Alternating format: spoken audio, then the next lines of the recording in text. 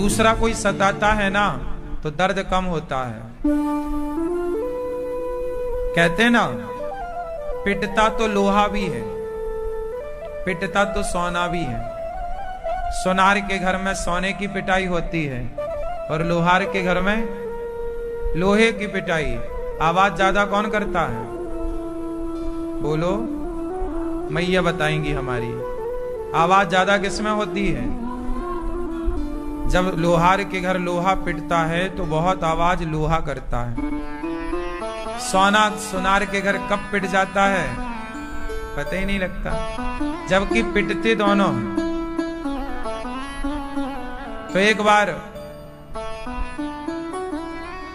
सोने ने कहा लोहे से, ए लोहा, यार पिटता तो तू भी है, पिटता तो मैं भी हूं, तू चिल्लाता बहुत क्यों? तब लोहे ने कहा, सोना भैया ये बताओ तुम्हें पीटता कौन है? पीटने की जो हथौड़ी है वो काहे की है? सोने को पीटने वाली हथौड़ी काहे की होती है? लोहे की। और लोहे को पीटने वाली हथौड़ी काहे की होती है? लोहे की। लोहा बोला कि तुम्हें दूसरा पीट रहा है इसलिए तुम्हें दर्द नहीं होता ज्यादा, हमें तो अपना ही पीटता है इसलिए दर्द ज्यादा होता है। लोहे को लोहा ही पीटता है जबकि सोने को लोहा पीटता है।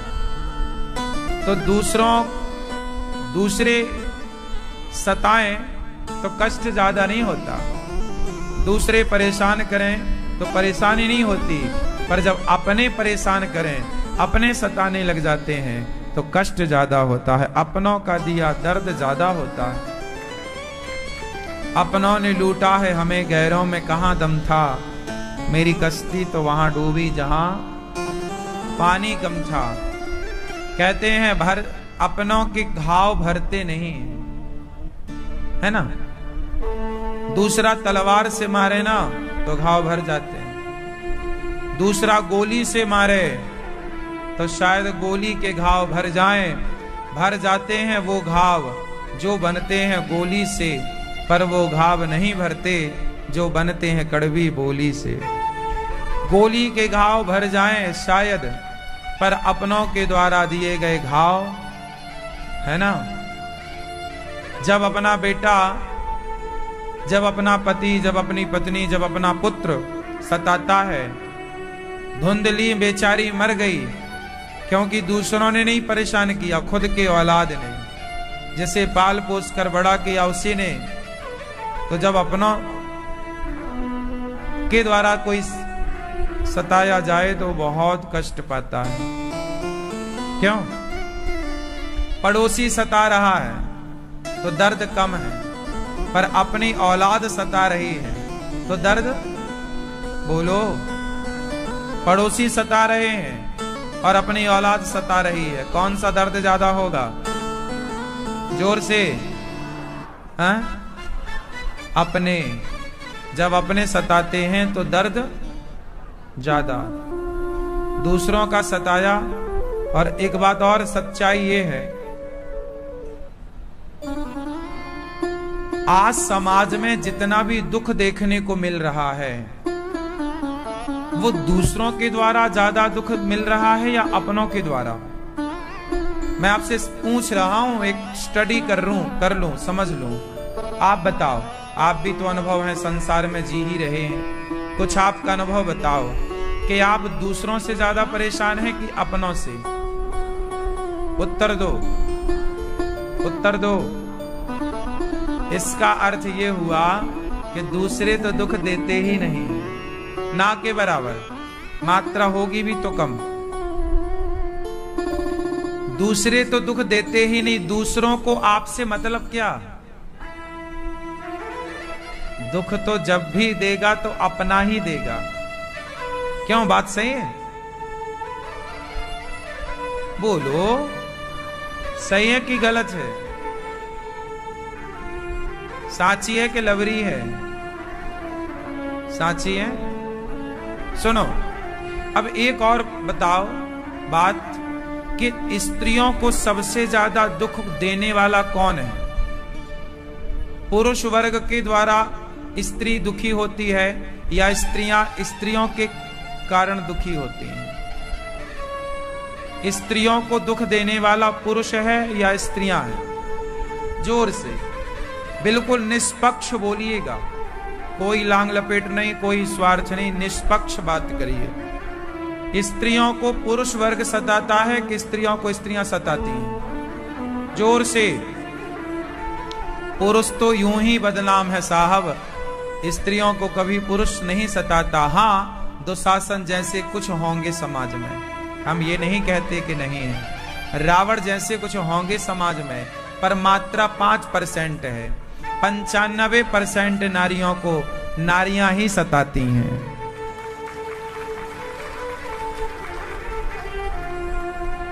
सही है? चाहे वो बहू के रूप में सताए या सास के रूप में, देवरानी के रूप में सताए या जेठानी के रूप में, ननद के रूप में सताए या भौजाई के रूप में, पर सताएंगी यहीं आसपास। क्यों? स्त्रियां संसार की एक स्टडी, भारत की एक स्टडी आपके सामने रख दूं, एक रिसर्च।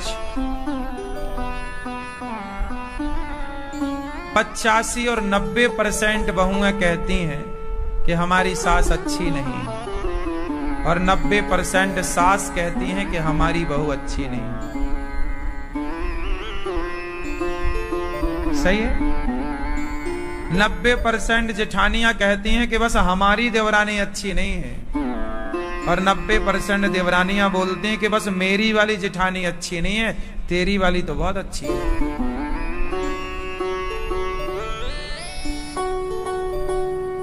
90% ननद कहती हैं कि हमारी भौजाई अच्छी नहीं है, और 90% भौजाई कहती है कि हमारी ननद अच्छी नहीं है। इसका अर्थ ये निकला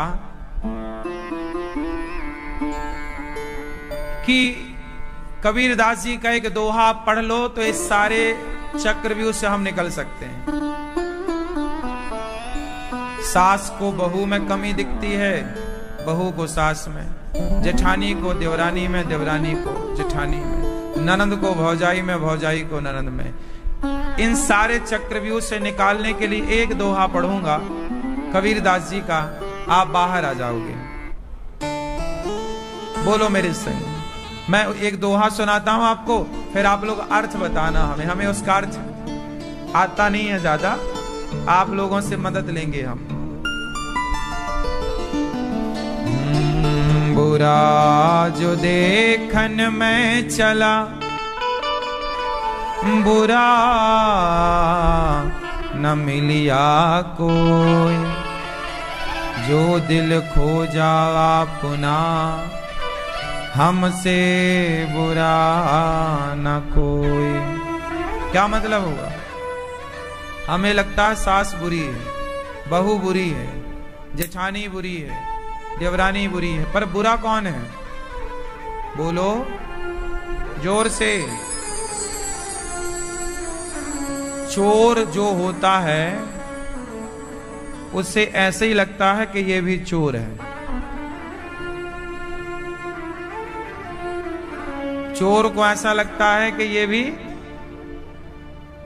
गंवार को ऐसा लगता है कि ये भी हमारी तरह है, और संत को ऐसा लगता है कि ये भी संत है, ज्ञानी को ऐसा लगता है कि ये भी ज्ञानी है। चोर गंवार संत मुनि ज्ञानी, जस आपन तस दूसर जानी। जब आप अच्छे होंगे तो आपको सब अच्छे दिखेंगे, जब आप बुरे होंगे तो आपको यदि कोई बुरा दिख रहा है, मतलब वो बुरा है कि नहीं, इसकी तो मैं गारंटी नहीं लेता, पर तुम बुरे हो क्योंकि तुम्हें बुराई दिख रही है।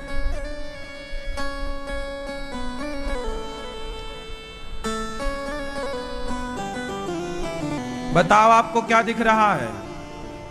जोर से, जोर से, थोड़ा जोर से बोल दो। आपको क्या दिख रहा है? फूल। ये क्या दिख रहा है सबको? जोर से। क्या आपको इस पूरे हाथ में केवल ये दिख रहा है, बाकी ये नहीं दिख रहा कुछ? हाँ? ऐसे ही समाज है। समाज को क्या दिखता है? समाज को केवल ये दिख रहा है, यहां नहीं दिख रहा कुछ। इतनी सारी जगह है, लेकिन देखेगा किसे? आपके अंदर 80% अच्छाइयां हैं। आप सबके पास 80%, जोर से, आप 80% अच्छे हैं और 20% बुरे हैं। अब ये तो मेरी दृष्टि, मेरे विचारधारा पर निर्भर करता है कि मैं आपकी उस 80% की अच्छाई को देखूं या 20% की बुराई को देखूं। ये तो मेरा दृष्टिकोण है, मेरा अपना नजरिया है कि मैं आपके अच्छाई को देखना चाहता हूं, या इस संसार में ऐसा कोई नहीं है जिसमें अच्छाई ना हो, और ऐसा कोई नहीं है जिसमें बुराई। ये संसार अच्छाई और बुराई से मिलकर ही बना है। हाँ या ना? ये संसार किससे मिलकर बना है? अच्छाई और फेस और अर्थ जब मिलते हैं तो ही बल्ब जलता है। फेस और अर्थ ना मिले तो बल्ब जल नहीं सकता। फेस से बल्ब जलेगा, अर्थ से बल्ब जलेगा। फेस और अर्थ दोनों मिलेंगे तब बिजली का कोई भी उपकरण चलेगा। क्यों? बात सही है। उसी तरह संसार अच्छाई और बुराइयों से मिलकर बनता है। कितने लोग इस बात से सहमत हैं कि संसार अच्छाई और बुराई दोनों से मिलकर बना है?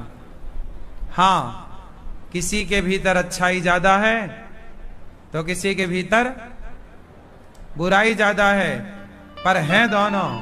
अब ये तो हमें डिसाइड करना है कि हम देखें क्या। इसलिए हम आपकी बुराई क्यों देखें? 80% आप में जो अच्छाइयां हैं हम वो देख लें, 20% बुराइयां हम क्यों देखें? तो यदि मैं अच्छा हूं तो मैं आपकी अच्छाई देखूंगा, और मैं बुरा हूं तो मैं आपकी। तो ना सास बुरी होती है, ना बहू, ना जेठानी बुरी होती है, ना देवरानी, ना ननद बुरी होती है, ना भौजाई। देखने वाले का नजरिया ही बुरा होता है, इसलिए वो कहता है कि ये बुरा है। यदि आप अच्छे नजरिए से देखो तो स्त्रियों को कौन सताता है ज्यादा? जोर से, स्त्रियां। आपको सताने वाली कोई ना कोई स्त्री ही होगी। वो किस रूप में होगी ये मुझे नहीं पता, पर होगी कोई स्त्री।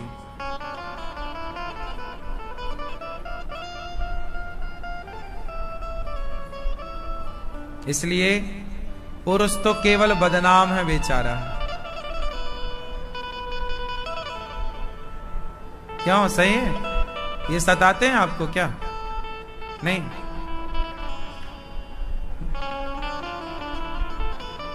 पुरुष तो यूं ही बदनाम रहता है बेचारा। क्यों? सही है ना? जबकि सता कौन रहा है?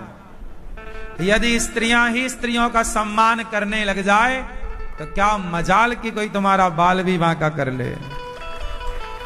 स्त्रियां ही स्त्रियों का सम्मान नहीं करती।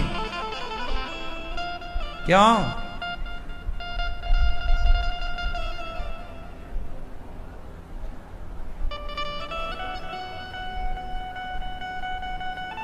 प्रिय भक्तों, धुंधकारी प्रेत बना, तब गौकर्ण जी ने भागवत सुनाई, प्रेत योनि से मुक्त हुआ। जन्माद्यस्य यतोऽन्वयादितरतश्चार्थे स्वभिज्ञः स्वराट् तेने ब्रह्म हृदय आदि कवये मुह्यन्ति यत्सूरयः तेजो वारिमृदां यथा विनिमयो यत्र त्रिसर्गो मृषा धाम्ना स्वेन सदा निरस्तिकुहकम् सत्यं परं धीमहि। सत्यं परम धीमहि।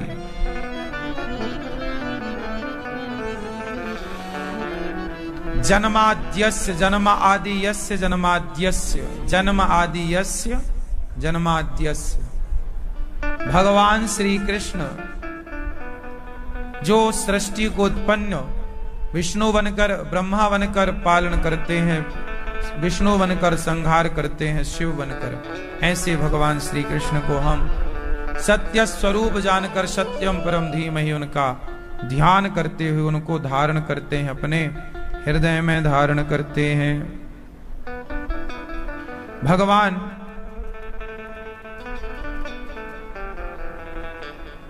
से सुखदेव भगवान को हम प्रणाम करते हैं। भागवत जी में कुछ प्रश्न हैं, कुछ सवाल हैं। भागवत जी प्रश्न और उत्तर का एक अद्भुत मिलन है। ऐसा कोई प्रश्न नहीं है इस धरती का जिस प्रश्न का उत्तर भागवत में ना हो। ऐसा कोई प्रश्न नहीं है इस धरती का, आप ऐसा कोई प्रश्न पूछ ही नहीं सकते, ऐसा प्रश्न ही नहीं बना जिसका उत्तर भागवत जी में ना मिल जाए।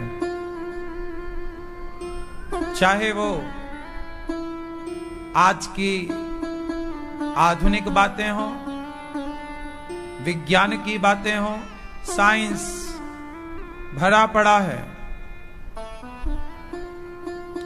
आश्चर्य मानेंगे आप, घड़ी बनाने का हिसाब किताब भी भागवत जी में है। किस तरह समय की गणना हुई, किस तरह समय का हिसाब हुआ, ये सब कुछ विज्ञान भागवत जी में है।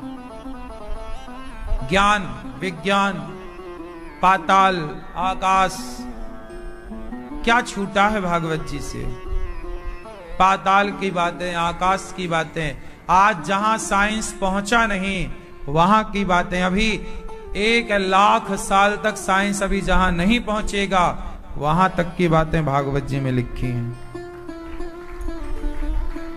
इतने एडवांस हमारे ऋषि मुनि थे। अच्छा बताओ,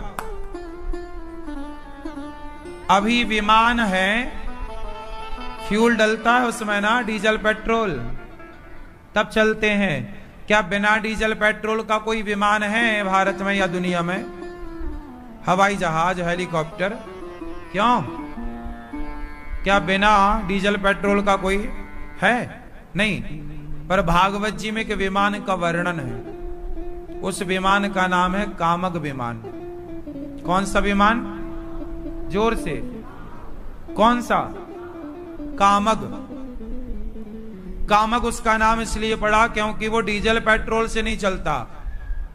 वो कामग मतलब कामना, जो आप कह दोगे वो वहां पहुंच जाएगा, जहां कह दोगे वहीं चला जाएगा पल भर में। मन के वेग से चलता था, जितना तेज मन। अब देखो, ऐसा कौन सा विमान है जो मन के वेग से चलता हो? इस टेक्नोलॉजी तक कब तक पहुंचेगा विज्ञान? तो साइंस को अभी लाखों साल लग सकते हैं, फिर भी संभावना नहीं है कि वो यहां तक पहुंचे। जिस हमारे ऋषि मुनियों का विज्ञान बहुत आगे था, इतना आगे कि वहां तक विज्ञान पहुंच ही नहीं सकता। क्यों? इसलिए भागवत में ऐसा कोई प्रश्न नहीं है, कोई भी सब्जेक्ट ऐसा नहीं है जिसका उत्तर भागवत जी में ना हो।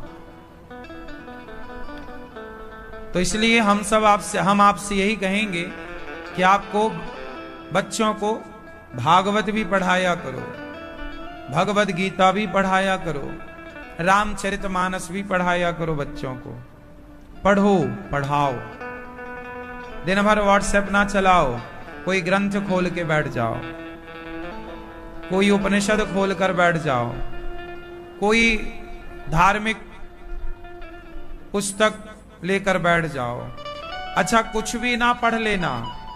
आजकल बाजार में बहुत सारी पुस्तकें मिलती हैं, ये सारी पुस्तकें पढ़ने के योग्य नहीं हैं। कुछ पुस्तकें गीता प्रेस गोरखपुर से निकली पुस्तकें,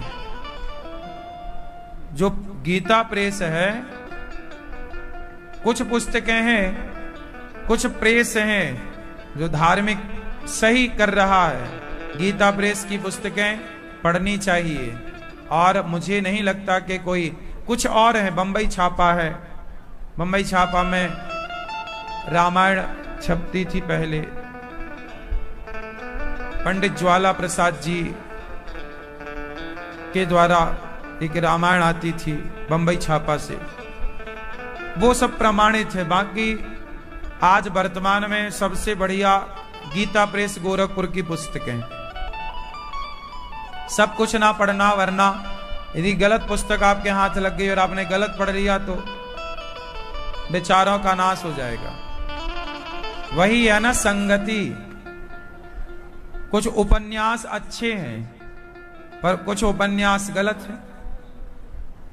सही है, गलत चीज ना लग जाए आपके हाथ। इसलिए रामचरितमानस पढ़ो, भगवद गीता पढ़ो, बिंदास।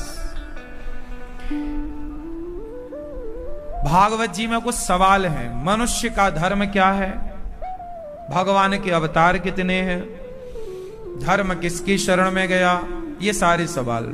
मनुष्य का धर्म क्या है, मनुष्य का धर्म क्या है, जरा आप बताओ। क्यों मैया, सो गई क्या मेरी मां?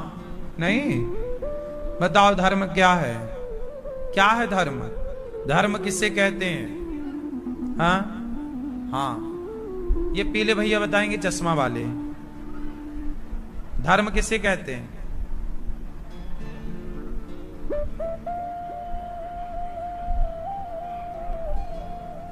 आचरण।